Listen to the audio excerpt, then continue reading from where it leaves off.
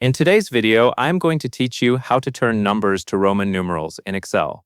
This is a quick and useful Excel formula that can convert a regular number into its Roman numeral version automatically.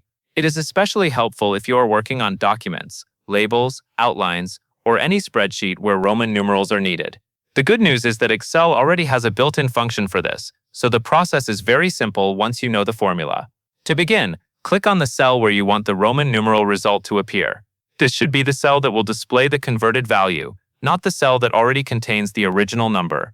Once that cell is selected, type equals Roman and then an opening parenthesis. Make sure you start with the equal sign, because that tells Excel you are entering a formula. After that, click on the cell that contains the number you want to convert. Excel will automatically insert that cell reference into the formula for you. This is a helpful way to avoid typing mistakes, especially if you are working with a larger sheet or several values at once.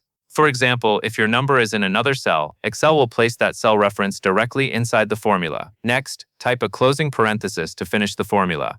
At this point, your formula should include the Roman function with the selected cell reference inside it. This tells Excel exactly which number to convert into a Roman numeral. Now press Enter on your keyboard. As soon as you do that, Excel will calculate the formula and display the Roman numeral version of the number in the cell you selected. If the original number changes later, the Roman numeral will update automatically because it is linked through the formula. One useful tip is to make sure the source cell contains a valid number.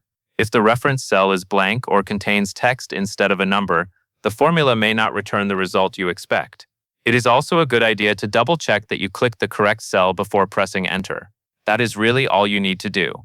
Excel handles the conversion for you with a single formula, which makes the task fast and accurate.